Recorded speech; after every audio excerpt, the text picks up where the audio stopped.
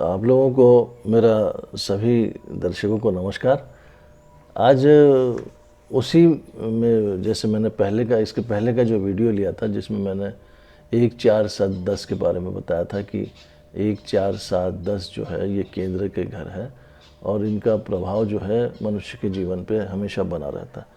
तो मैंने ये उसमें से पहले घर के विषय में बताया था कि लग्नेश कहाँ कहाँ रहा तो क्या क्या हो सकता है। और इस वक्त में मैंने जो है आप लोगों के लिए चौथा घर चुना है कि चौथा घर जो है ये क्या चीज़ है। चौथा घर ये क्या है? अपना सुख का स्थान है, माता का स्थान है ना। जैसे माता का स्थान इसलिए चुना गया कि माँ के जब गर्भ में बच्चा रहता है, मनुष्य रहता है, तो उसको कोई एफर्ट लगाना नहीं पड़ता है ना। डायरेक्ट माँ जो खाती है पीती है जो भी देखती है वो सारी चीज़ें उसके अंदर चली जाती है विदाउट एफर्ट। तो चौथा घर वो है कि जहाँ से उसको सुख मिलता है, सुख सुविधा मिलती है। जैसे अपना घर में बैठे हैं, बाहर तपती धूप है और घर में हम बैठे, तो यदि आपके सुख स्थान में अच्छा ग्रह है आपका, तो आपको फिर घर में एसी रहेगा बढ़िया, है ना, सुख सुविधाएं मिलेगी, अच्छा मकान रहेगा, बाहर से भी लुक अच्छा रहेगा मकान का, अंदर से भी उसमें ढेर सारी सुख सुविधाएं रहेंगी। तो ये चौथा घर जो है ये माता का, घरदार का, घोड़ा गाड़ी का और सारे लग्जरी आइटम का, ढेर सारे सुखों का, सुख का स्थान है। तो यहाँ सारे सुख है, ऐसा नहीं कि केवल लग्जरी आइटम ही चाहिए हमको तो उसी का सुख मिलेगा।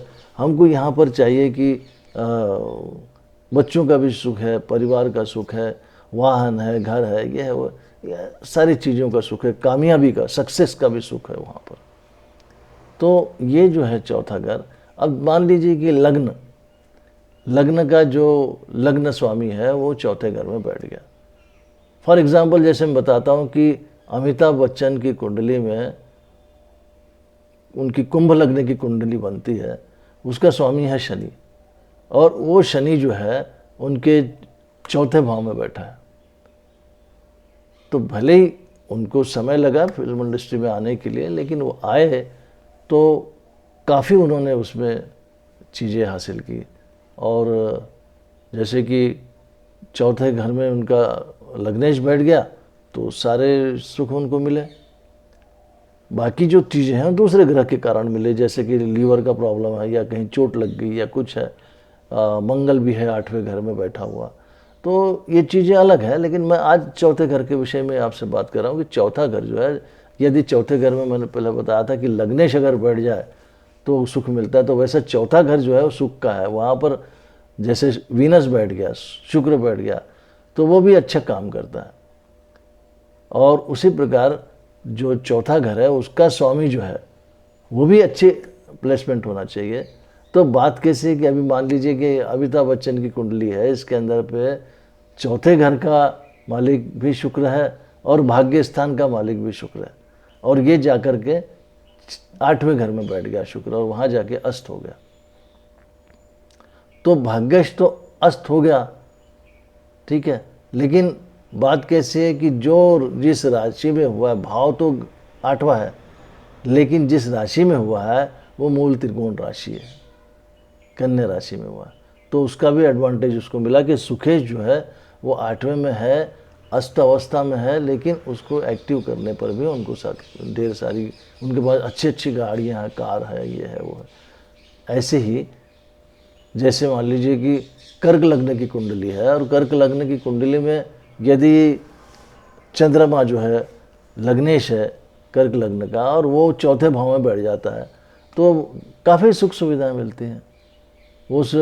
अगर लड़की है तो अच्छी ससुराल मिलती है, घरदार अच्छा मिलता है, पति भी दुख देने वाला नहीं रहता है, क्योंकि सुख स्थान में वो खुद बैठ गई है ना। और पुरुष रहा तो पुरुष को भी सारी सुख सुविधा मिलती है, अच्छा घर मिलता है, दार मिलता है। तो इस तरह से जो है ये चौथे घर का महत्व है। लेकिन चौथे घर का स्वामी भी अच्छी परिस्थिति में चाहिए, केवल ऐसा नहीं कि लग्न चौथे घर में बैठ गया तो अच्छा हो गया, उसके अतिरिक्त भी जो सुखेश है वो अच्छी कंडीशन में चाहिए, नहीं तो फिर आपको सुख नहीं मिलेगा। क्योंकि जैसे मान लीजिए कि सिंह लग्न की कुंडली है, सिंह लग्न में, सिंह लग्न का जो लग्न स्वामी है वो सूर्य बनता है, लेकिन सुख का स्वामी जो है, सुख में जो है 8 नंबर की राशि आती है, और 8 नंबर का जो स्वामी है वृश्चिक राशि का स्वामी वो है मंगल। यदि यही मंगल तीसरे में चला जाए, ठीक है, अगर ये मंगल तीसरे में चला जाता है तो ये पराक्रम भाव का है, लेकिन वहाँ पर जाकर क्या, मंगल को क्या है, काम ही काम है, हार्ड वर्क है, वहाँ पर पराक्रम करना है, तो उसका सुख कम हो जाता है, फिर उसको ना नौकरी का मज़ा आता है, सुख मिलता है, ना कुछ मिलता है। तो इस तरह से क्या है कि ये चौथे घर की जो स्टार की पोजीशन है, जो वहाँ के ग्रह है, राशि है, ये सब जो है अच्छी होना चाहिए, तो अब मनुष्य के जीवन में सुख रहता है। चौथे घर में अगर मान लीजिए तुला लग्न की कुंडली है और शुक्र चौथे घर में बैठा है, तो वो काफ़ी कम उम्र से वो बच्चे के पास में 4 व्हीलर रहेगी, वो 4 व्हीलर में घूमता है, अच्छे अच्छे सुख सुविधाओं में उसको मिलता है, भले वो गरीब का बच्चा हो, भले उसके माँ बाप की उतनी एबिलिटी ना हो, फिर भी वो जो है 4 व्हीलर में घूमेगा, क्योंकि भले उसकी ना हो लेकिन फिर भी उसको वो ड्राइवर बन जाएगा, है ना। तो उसको सुख सुविधाएं मिलेंगी, उसका मालिक ऐसा मिलेगा कि उसको बहुत सारी फैसिलिटी देगा, और उसको कामकाज भी अच्छा मिलता है, और उसके थ्रू चीज़ें होती है। तो इस तरह से चौथा भाव मनुष्य के जीवन में बहुत महत्वपूर्ण है, क्योंकि वो माँ का भी है, और उसके अतिरिक्त वो जो है वहाँ घर है, तो आपका घरदार घोड़ा गाड़ी का है, ज़मीन जायदाद का है। तो इस तरह से अब देखिए अमिताभ बच्चन के शनि महाराज बैठे हुए चौथे भाव में, तो है ज़मीन है, खेती बाड़ी है, रईस है इंसान। तो ये सब चीज़ें क्या है कि चौथे भाव का स्वामी भी उनका कोई ख़राब नहीं है, मूल त्रिकोण में शुक्र बैठा हुआ है, तो शुक्र के थ्रू ही सारी उनके पास में चीज़ें आई है। और शनि भी जो है वो शुक्र का मित्र होता है, कोई दुश्मन नहीं है, क्योंकि शनि जो है वो शुक्र की राशि में उच्च का होता है।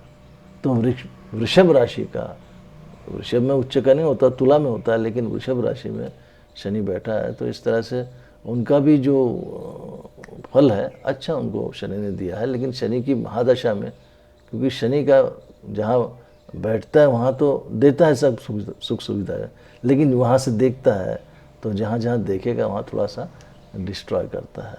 जैसे कि 4, 5, 6 छठे भाव को देखा तो थोड़ा उलझन में डाल देता है, कुछ कोर्ट कचहरी चलती है, कुछ होता है उस प्रकार से। कुछ वहाँ से उसने 10वें भाव को देख लिया तो कोई अपन काम काज शुरू किए तो वहाँ पर भी थोड़ा नुकसान उठाना पड़ता है। इस तरह से वहाँ 7वीं दृष्टि से 10वें भाव को देखा, फिर 10, 11, 12, 1, तो इस तरह से उन्होंने लग्न को देखा, तो लग्न में कोई दिक्कत की बात नहीं है, अच्छा ही है, क्योंकि वो खुद के ही घर को देख रहा है, तो खुद का घर का कोई व्यक्ति नुकसान नहीं करता, कोई भी प्लैनेट। तो इस तरह से चौथा घर का आज का हमने आपको महत्व बताया। अगली बार फिर मिलते हैं 7वें घर के साथ, तब तक के लिए नमस्कार। और हाँ, ये इसको आप सब्सक्राइब कीजिए मेरे चैनल को आप मेरे चैनल पे जो भी वीडियो आती है उसको लाइक कीजिए और शेयर कीजिए लोगों के पास में, कि ज़्यादा से ज़्यादा लोग देखें इसको, ठीक है। तब तक के लिए नमस्कार।